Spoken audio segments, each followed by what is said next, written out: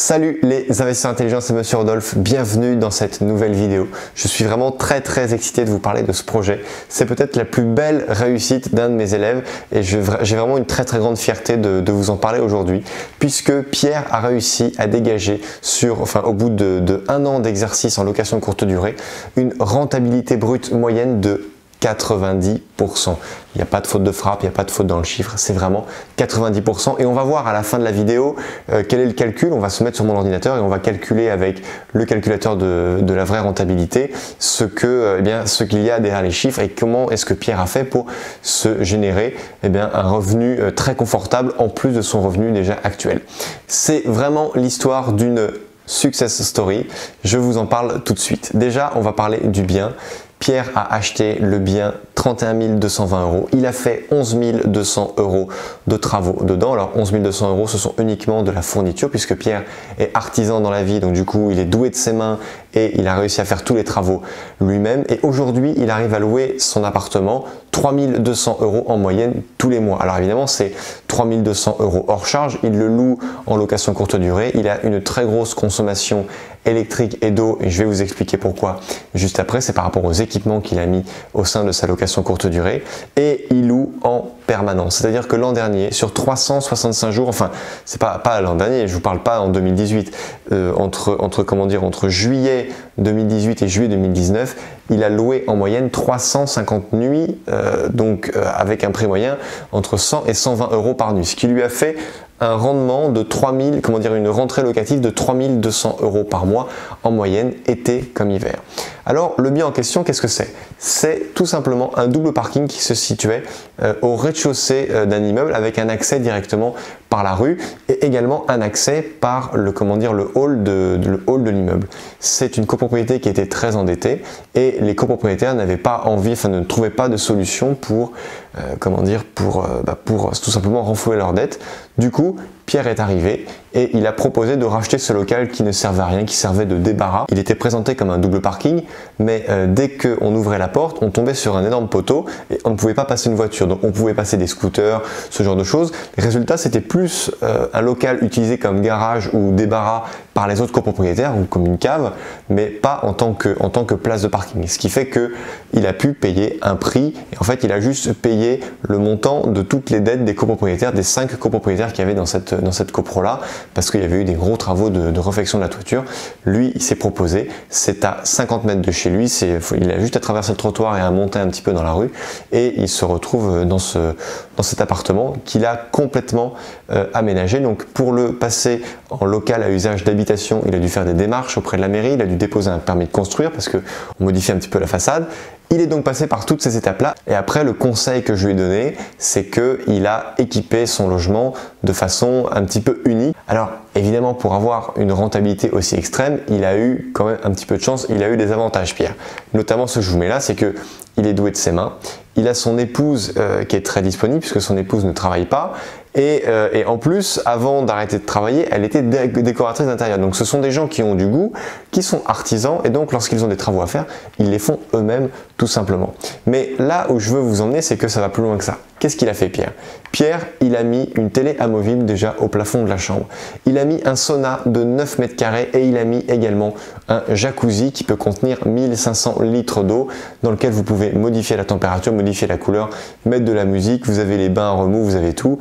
Il a également mis une fenêtre naturelle au fond parce que du coup le local était un petit peu sombre. Donc une fenêtre naturelle, c'est quoi? Ça ressemble à une baie vitrée avec des rideaux, sauf qu'en fait c'est contre un mur et vous avez des LED à l'intérieur qui reproduisent la lumière du jour et je vous promets que c'est vraiment bluffant. Lorsque vous êtes à l'intérieur, vous avez vraiment l'impression que c'est la lumière du jour qui rentre directement. Donc la lumière du jour rentre des deux côtés du logement. Et le logement est séparé en deux, vous avez une partie chambre et la partie spa dans laquelle il a mis une immense douche à l'italienne, un sauna et puis un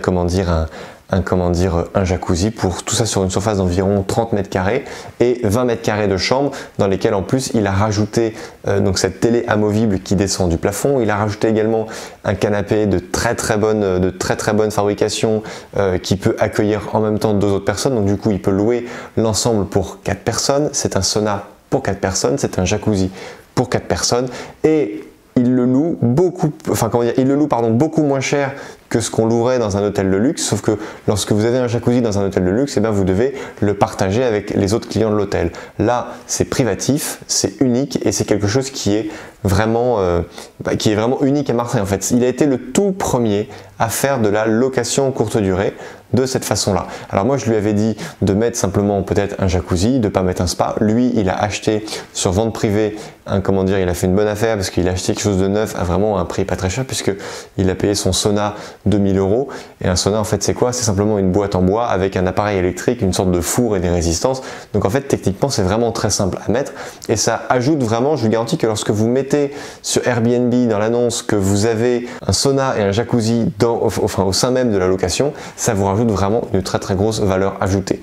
Et ensuite il rajoute des upsells, c'est-à-dire que il va proposer un service de taxi aux personnes qui viennent directement le voir dans son logement. Il propose également, il a des tarifs avec une masseuse qui habite pas loin, qui peut venir.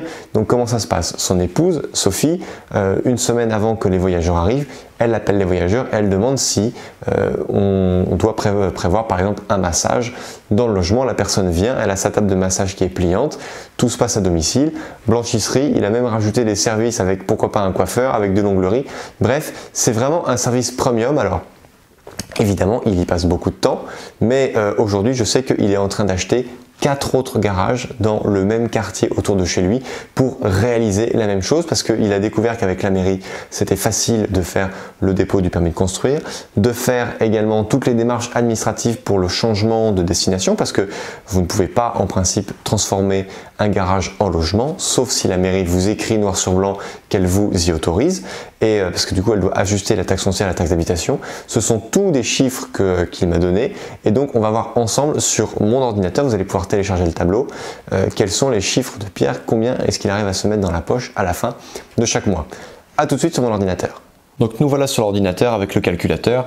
Ce qui est super bien avec Pierre, c'est que c'est une personne qui est vraiment très carré et il m'a donné très précisément tous les chiffres qu'il a. Donc ici on va renseigner prix de vente 31 220 €. C'était acte en main. Du coup dans la case frais de notaire on renseigne 0. Ensuite niveau travaux 11 200 €. Toute la main d'œuvre, c'est lui qui l'a fait parce qu'il est vraiment artisan de métier, il a de l'or dans les mains. Donc là, c'est vraiment 11 200 € de fourniture. Ça fait partie vraiment des avantages de cette opération. Et frais d'agence immobilière, on laisse à 0 puisque le prix, c'est toujours frais d'agence inclus. Frais de gestion agence, on met 0% parce que son épouse étant au chômage, c'est elle qui gère absolument tout. Donc du coup, ils n'ont pas d'agent immobilier à payer pour ça.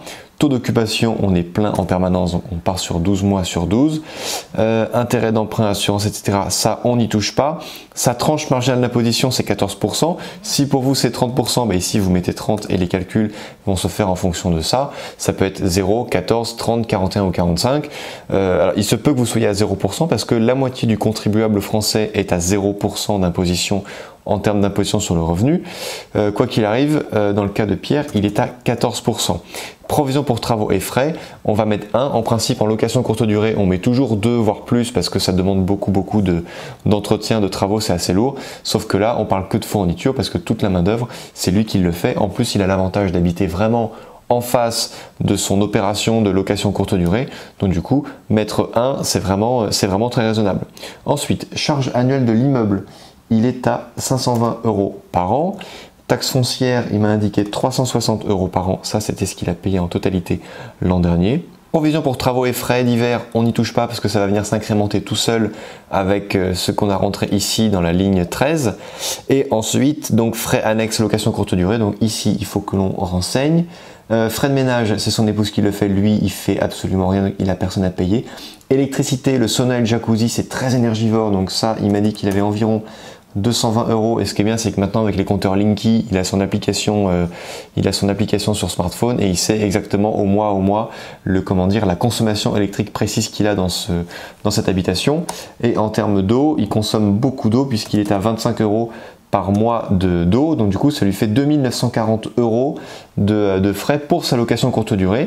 Tout ce qui est blanchisserie, etc., il n'a pas été capable de me donner les choses, mais bon, allez, on peut estimer qu'il a peut-être, je ne sais pas moi, 10 € par mois de frais de peut-être de lave-linge, de lessive, etc. Donc on peut mettre quelque chose. Et autres, c'est une case que vous devez renseigner si jamais vous avez un prestataire qui vient et qui vous prend un forfait mensuel, trimestriel, etc. Vous renseignez ici et ça vient directement incrémenter la case à gauche. Ici, 3060 € sont directement incrémentés ici et donc ça vient donc augmenter les charges. Ici, on n'a pas renseigné l'exploitation actuelle, donc le loyer pratiqué, c'est environ donc 3200 €. C'est la moyenne qu'il a eu sur toute l'année écoulée, donc c'est vraiment quelque chose qui est très très fiable et ça vient du coup renseigner ici 3200 € cette case. Ce qui veut dire que pour son logement, il a quand même 8250 € de frais, de charges, de taxes foncières, d'assurance, etc. Et on voit ici dans le calculateur que ça nous fait une rentabilité de 90,5% brut. Ensuite, au niveau du remboursement de crédit annuel, il rembourse 2165 € par an, dont 468 € d'intérêt. Alors il faut savoir que c'est lissé sur, sur toute la période des 25 années. C'est ce qu'il va payer à peu près au niveau de la 12e année. Il va payer une proportion d'intérêt beaucoup plus importante en début de crédit qu'en fin de crédit. Et également en fin de crédit, il va rembourser beaucoup plus de capital qu'en début de crédit. Ça c'est juste pour la petite histoire, je vous ai mis un détail beaucoup plus complet ici. Ensuite, ici on a un récapitulatif de la fiscalité et ensuite les différents bilans et on va voir ici dans les graphes ce que ça nous donne. Donc on voit que après impôt, donc ce qu'il a dans sa poche s'il exploite en LMNP avec un régime micro, eh bien il obtient plus d'argent il a plus d'argent dans la poche en LMNP micro qu'en LMNP réel. Pourquoi? Parce que le bien qu'il a acheté était tellement peu cher qu'il peut finalement, il peut pas beaucoup amortir. Alors il peut essayer de voir avec son expert comptable pour accélérer l'amortissement, mais attention, c'est quand même très bien réglé, c'est très bien légiféré, on peut pas faire n'importe quoi. Dans son cas, il a peut-être tout intérêt à rester en LMNP micro. Ça lui génère 25 000 € net après fiscalité dans la poche, ce qui veut dire donc plus de 2000 € par mois, tout simplement. Donc avec une seule opération, il a réussi à tout simplement à se dégager un vrai salaire. Et là on parle pas d'un SMIC à 1450 €, on parle d'un vrai salaire à 2000 € par mois. Et évidemment il faut aussi bien considérer les avantages que Pierre a eu, c'est que il a son épouse qui travaille pas, qui peut s'en occuper. C'est beaucoup de travail et puis il y a tous ces petits upsells qu'il a rajoutés dont il ne connaît pas vraiment la valeur du revenu parce qu'il l'a pas complètement calculé, mais ça lui fait des revenus supplémentaires dont on n'a pas pris compte dans le tableau. Et ici on voit qu'est-ce qu'on voit? On voit la différence entre le rendement brut et le rendement net. Là où le rendement net est le plus haut, c'est en SAS, ALIS ou SCIS, mais attention, c'est l'argent que vous avez sur le compte bancaire de l'entreprise. Et ensuite dans LMNP micro, vous voyez, on est vraiment tout proche en termes de rentabilité nette. Donc voilà, chers investisseurs, c'était l'exemple de Pierre, j'espère qu'il vous a plu. N'hésitez pas à utiliser ce tableau et vraiment à vous en faire votre propre version. Je vous le donne, il est vraiment pour vous. N'hésitez pas à poser toutes vos questions dans les commentaires de cette vidéo. Je vous remercie de m'avoir suivi et je vous dis à très bientôt pour une prochaine vidéo. Ciao!